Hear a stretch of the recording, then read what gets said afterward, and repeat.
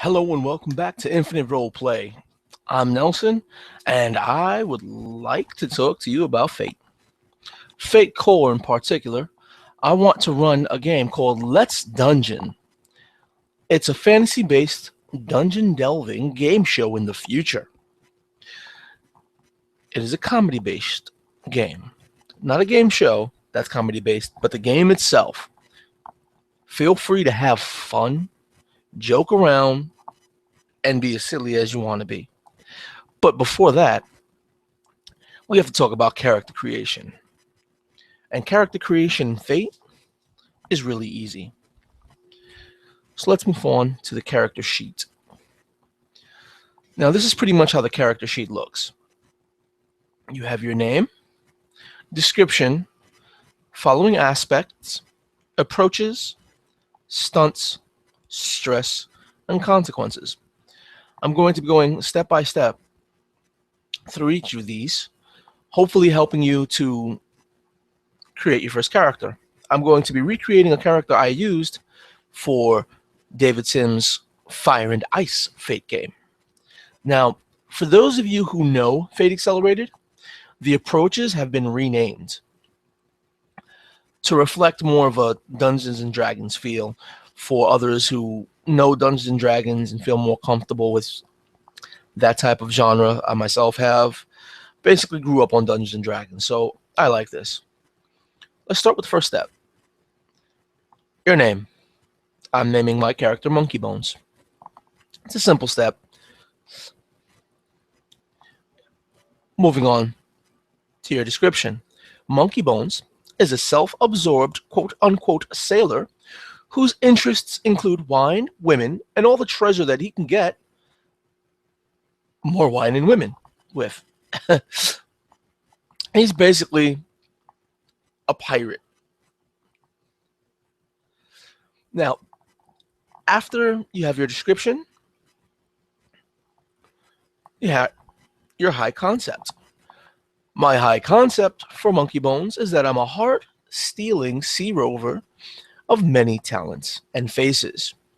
Basically, this is just me being a charismatic pirate.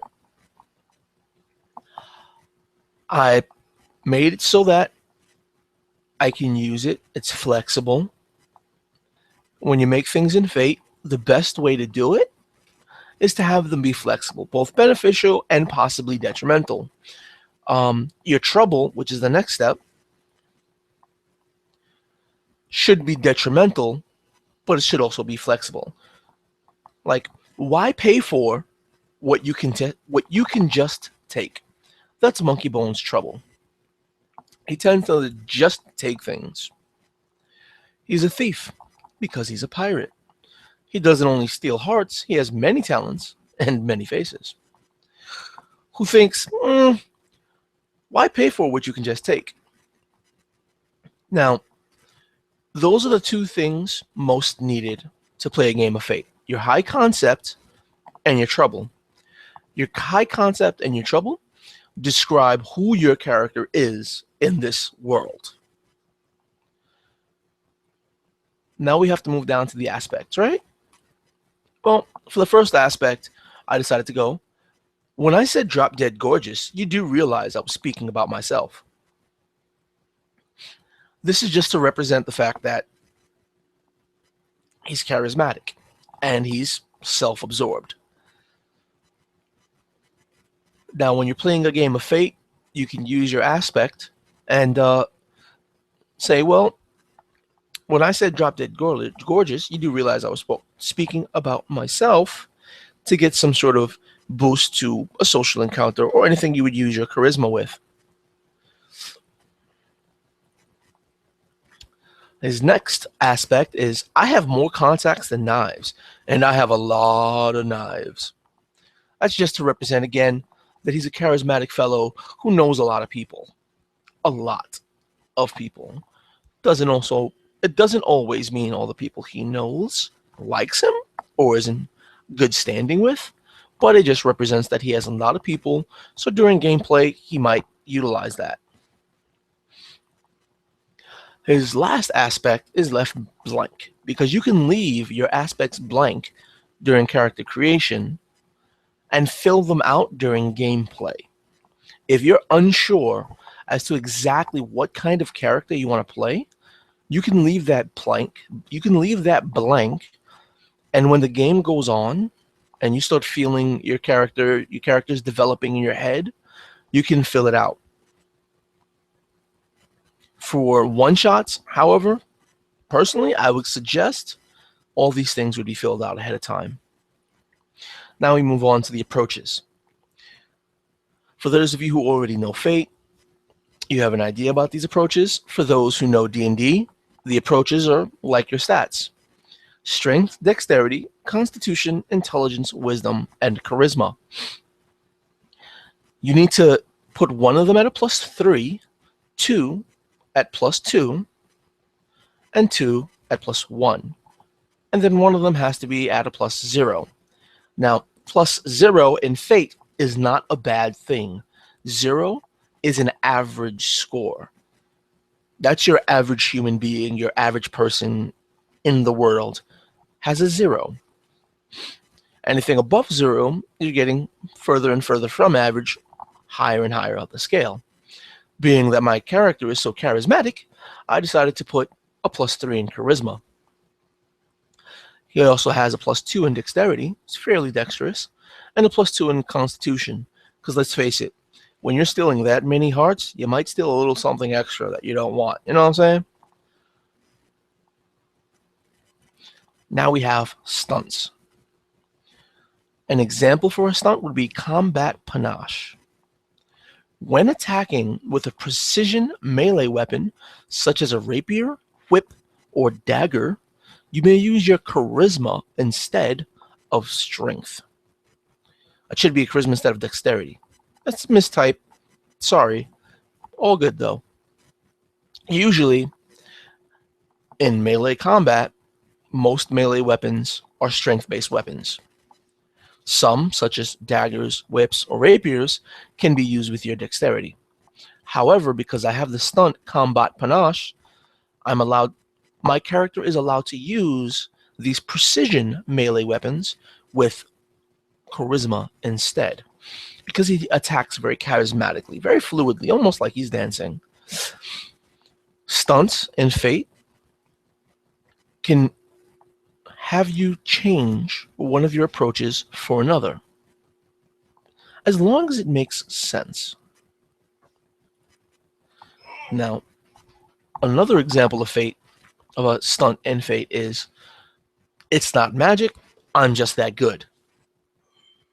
Now, for the cost of 1 Fate point, I may defeat a number of unnamed NPCs equal to twice my charisma. Basically, what that means is that Fate points are very powerful in Fate. That's the budgeting system in Fate. Now, if I spend one of these, I can defeat, not necessarily kill, but I can defeat a number of unnamed NPCs, which basically equate to mooks, minions, enemies that don't really matter in the story. They're just extras, equal to twice my charisma. And I have to, of course, explain this in a fashion that makes sense or is feasible.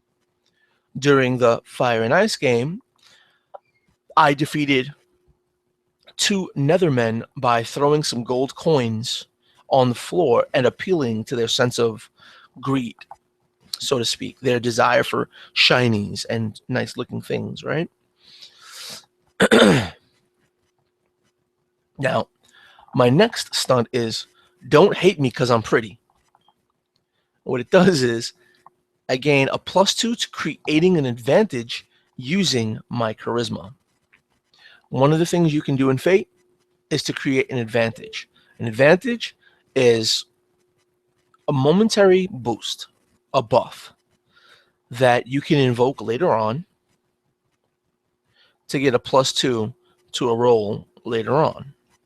Like, I can use my charisma to draw somebody's attention, okay, and create the advantage, all eyes on me, right? Now, I make the roll to create that advantage. Usually I need a 4 or higher to do so. I have a 3 charisma, and I get a +2.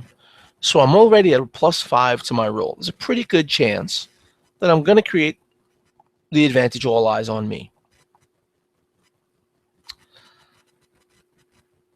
Once that's on, if I create the advantage, it's created with a free invocation, meaning I can use it without a fate point.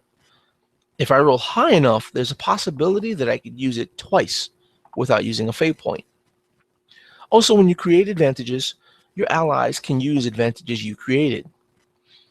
Like, I used charisma to make sure that all eyes are on me, but yet I have an ally sneaking up behind someone wanting to backstab them. If they want a bonus to their attack roll, they could invoke, well, I'm invoking all eyes on me because everyone is looking at monkey bones, allowing me a greater chance of success at backstabbing one of these guards, right? Now, if you look up here, you have your refresh and current fate points. These are what your fate points, these are where your fate points go. Refresh basically means how many fate points you start the session with. In a one-shot, refresh is just what you start the game with. In a campaign, refresh is a little bit more important. Now, your current fate points, even though your refresh is 3 and you start with 3, doesn't necessarily mean that your maximum is 3. During the course of the game, the GM and sometimes even other players can compel you. And what compelling means is that I come up with a situation. I want to compel Monkey Bones trouble. Why pay for what he can just take? And compelling creates a negative situation. Monkey Bones can be a kleptomaniac in the worst possible time. Maybe he steals, he tries to pickpocket a guard and fails. That's compelling that. And I will pay whoever I'm compelling 1 fate point if they allow me to compel them. They in turn can say, no, no, no, I don't want to be compelled. Here, I'll pay you a fate point so that I'm not compelled. But when you're compelled, you gain fate points, and that number 3 can go up. Or if you run out of fate points, you can get more by being compelled. Fate is a game of give and take and sort of dynamic storytelling. And that's how you create your first Fate character.